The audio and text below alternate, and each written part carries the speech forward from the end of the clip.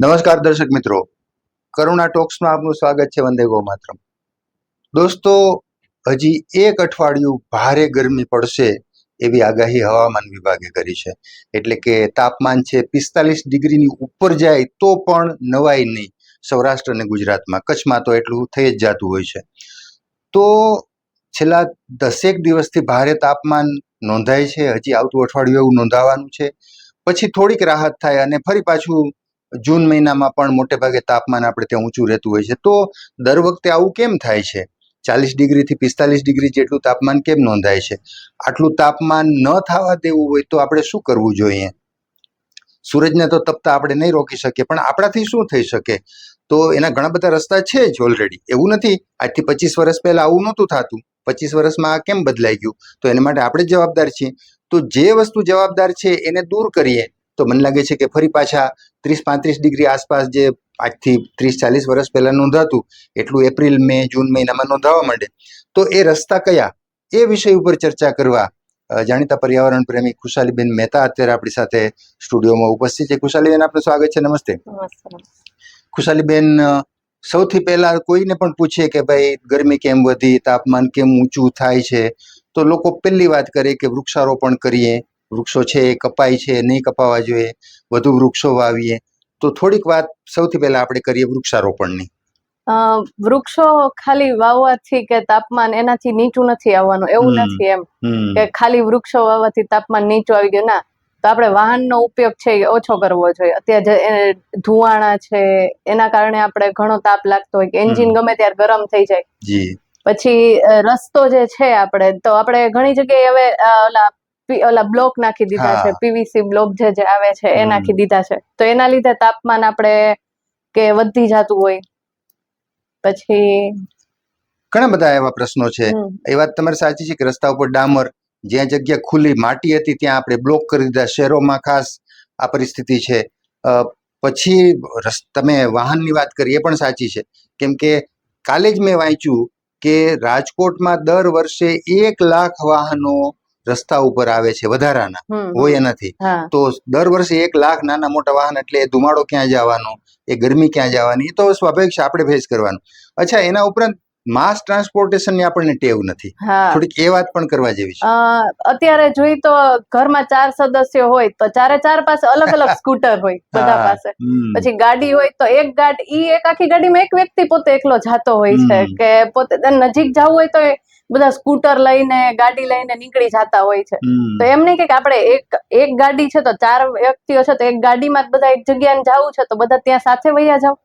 ઈ છે. પછી એક આપણે નજીકમાં જવું હોય તો હાલીને આપણે ચાલતા ચાલતા જઈ શકીએ. સ્કૂટરનો એનો કઈ જરૂર નથી. અને હજી એક વસ્તુ કે સાયકલનો તમે ઉપયોગ કરી શકો. બિલકુલ. નજીકમાં જવું છે તો સાયકલ લઈને જતા રહ્યો.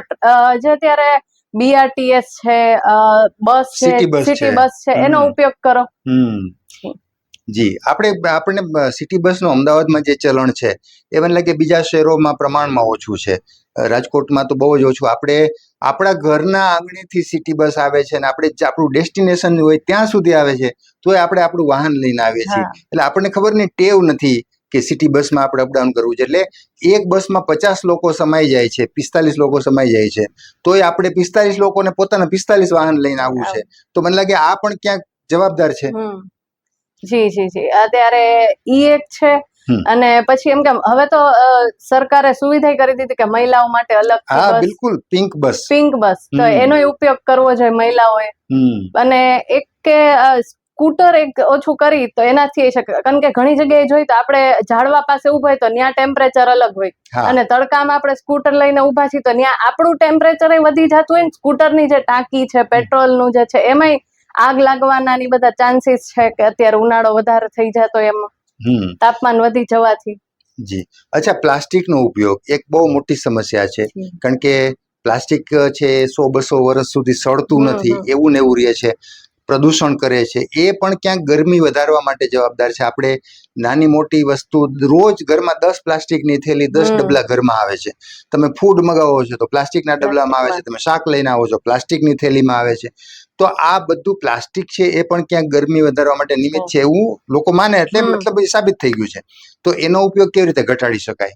એમાં આપણે કાપડની થેલીનો બિલકુલ. ઉપયોગ કરી શકીએ. પછી ફોઇલ જે આવતું હોય છે કે રેપ કરીને થેપલા ને આપણે લઈ જતા હોય કે બારગામ જતા, હા તો ઈ એક વાપરી શકી.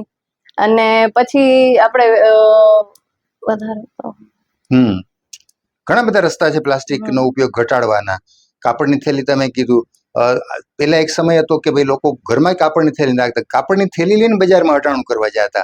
આજે આપણે ખાલી હાથે જાય છે એટલે પછી પ્લાસ્ટિકની થેલી. સ્ટીલનો આપણે જોઈએ તો પ્લાસ્ટિકની જે પાણીની બોટલો અત્યારે જે વેચાય છે, તો એના બદલે આપણે સ્ટીલની છે કે એ આપણે પોતાની જ આપણે લઈને જઈ શકીએ બધી જગ્યાએ, ઈ એક થઈ શકે. આપણે પછી બોટલ આપણે પાસે ગમે ત્યાં ફેંકી દઈએ છીએ અને કા રાખી આવતા હોય, ભૂલી જતા હોય. અચ્છા, એક બીજું પણ ધ્યાનમાં એ આવ્યું છે કે મોટા શહેરોમાં જે મકાનો બને છે, બહુમાળીઓ બને છે, વ્યક્તિઓ પોતે બંગલા બનાવે છે, તો કાચનો ઉપયોગ બહુ. કાચમાં સીધો તાપ આવે છે 45 ડિગ્રી, ત્યારે એ રિફ્લેક્ટ કરે છે અને આજુબાજુનું બધું વાતાવરણ ગરમ કરે છે. તો ગામડામાં લોકો ગારના મકાનમાં રહેતા, માટીના, ભલે શહેરમાં હવે એ શક્ય નથી, પણ આપણે કાચનો ઉપયોગ ઘટાડી શકીએ. ચૂનાવાળા કે સિમેન્ટવાળા મકાનો કરી શકીએ. આજુબાજુમાં વૃક્ષો વાવી શકીએ. આપણા ઘરમાં કુંડા, છેવટે જગ્યા નથી, તમે કુંડાથી તમે 5-25 કુંડા રાખી શકો. તો કાચનો ઉપયોગ ઘટાડવો. શો માટે આપણે કાચ રાખીએ છીએ? વિદેશોમાં કદાચ જરૂર હશે, આપણે કદાચ એવી જરૂર નથી. તો કાચનો ઉપયોગ ઘટાડવો જોઈએ. હા, અને ઠંડક માટે તો આપણે ઘરની આજુબાજુ પાણી છાંટી શકીએ સવાર સાંજ, ઈ થઈ શકે. અને તમે જે કીધું કે કુંડા આપણે વાવવા જોઈએ, તો નાના નાના છોડવા તમે વાવો, ઈ કરી શકી. અને સદભાવના વૃદ્ધાશ્રમ જે છે, જે આપણે વૃક્ષારોપણનું કાર્ય કરે છે, તો એ પણ આપણે કરી શકીએ કે આપણી આજુબાજુ આપણે એ લોકોને કઈ, તો એ લોકો આપણી આજુબાજુ, ઘરની આજુબાજુ આપણને વાવી દે છોડવા નાના નાના. જી. અચ્છા, કોઈનો જન્મદિવસ હોય, કોઈની પુણ્યતિથિ હોય, કોઈ પણ સારો પ્રસંગ છે, કોઈ સંભારણું છે, તો આવા પ્રસંગે પણ સદભાવનાનો સંપર્ક કરી અને એક નાનકડા ડોનેશનથી તમે વૃક્ષારોપણ કરાવી શકો છો. એ પણ એક મોટો મુદ્દો છે. બીજું, સદભાવનાએ એક સરસ સ્કીમ મૂકી હતી, હજી એ અમલમાં જ છે, કે તમે એક ગાડી કાર ખરીદો છો કે એક સ્કૂટર ખરીદો છો તો તમે 5 વૃક્ષો વાવી દો, કારણ કે તમારા ધુમાડાથી વાતાવરણ બગડવાનું છે, તો તમે એની સામે વળતર આપી દો વૃક્ષોના રૂપમાં. તો આ પણ લોકોને અપીલ કરવા જેવી છે. જી. અને એક કે આપણે જેટલું વૃક્ષો આપણે વાવશું તો એમ આપણે પાણીનો સંગ્રહ થઈ શકશે. અને એ પાણી આપણને ક્યારેક ફ્યુચરમાં કામ લાગવાનું જ છે, કારણ કે અત્યારે જોઈ તો ઘણા સ્ત્રોત સુકાવા માંડ્યા છે ગરમીના લીધે. અને જોઈ તો બીજા બધા શહેરો કરતા ભારત શહેરમાં જ ગરમીનું પ્રમાણ વધ્યું છે અત્યારે. બરાબર છે. અને એટલું આપણી સામે, આપણે પાસે પાણીની એટલો બધો સ્ત્રોત આપણી પાસે નથી એમ. તો વધારે વૃક્ષોની વાવશું તો જળ સ્ત્રોત ને એ આપણે ઊંચું થશે.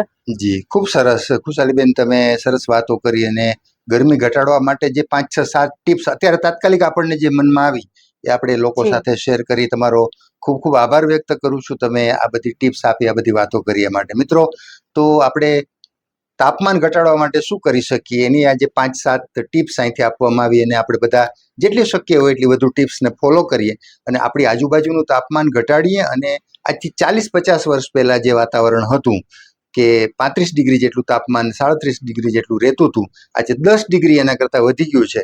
તો એ વધે નહીં અને ઘટે એવા ચોક્કસ પ્રયાસ કરીએ. ફરી પાછા કોઈ નવી વાત સાથે, નવા વિષય સાથે મુલાકાત કરશું. ત્યાં સુધી રજા આપશો. નમસ્કાર.